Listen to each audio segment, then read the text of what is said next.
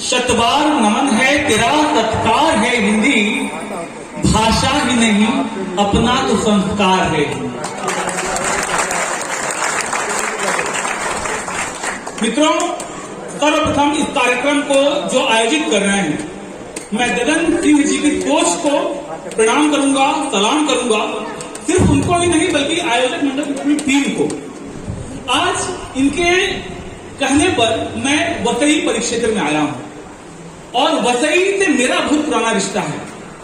आप लोग जानते होंगे कि जब जब गुलामी हुई है, संस्कृतियों को बचाने के लिए कोई ना कोई आगे आया है।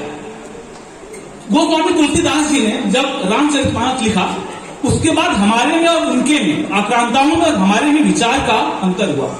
उसके बाद भी कालांतर में हम गुलाम बने। लेकिन फिर एक आए बाजीराव बल्लाळ भट्ट।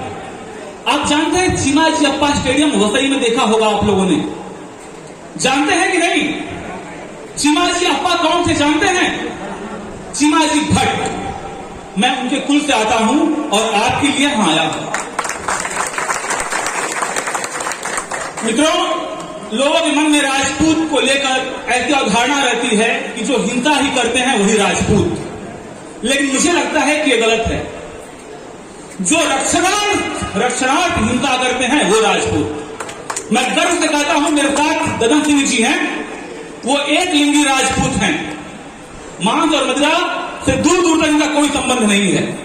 गलत कह रहा हूं? तो राजपूत वो होता है जो हिंसा रक्षण के लिए करे, समाज के लिए करे। और अगर कोई हिंसा निस्वार्थ के लिए कर रहा है तो ब्राह्मण ही क्यों ना हो, उसका अंत वही होगा जो रावण का हुआ था।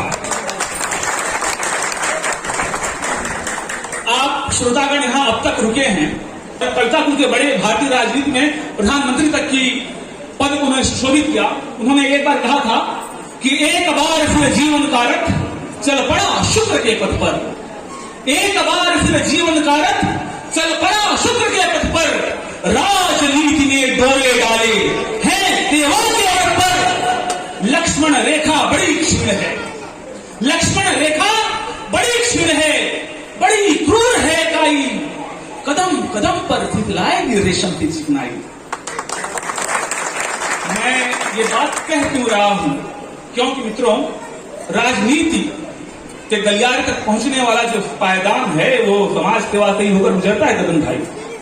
तो यहां बैठे हुए सभी समाज सेवियों से मेरा आग्रह है कि याद रखिए, समाज सेवा और राजनीति के बीच कोई ज्यादा अंतर नहीं है। तब कहता हूं कि एक बार फिर जीवन कारक चल पड़ा शुक्र के पथ पर। राजनीति ने डोरे डाले हैं सेवा के व्रत पर। लक्ष्मण रेखा बड़ी क्षीण है, बड़ी क्रूर है काई, कदम कदम पर फिसलाएगी रेशम की चिकनाई। और काजल के पर्वत पर चढ़ना, काजल के पर्वत पर चढ़ना, चढ़कर पार उतरना बहुत कठिन है निष्कलंक रह करके ये तब करना। बहुत कठिन है निष्कलंक।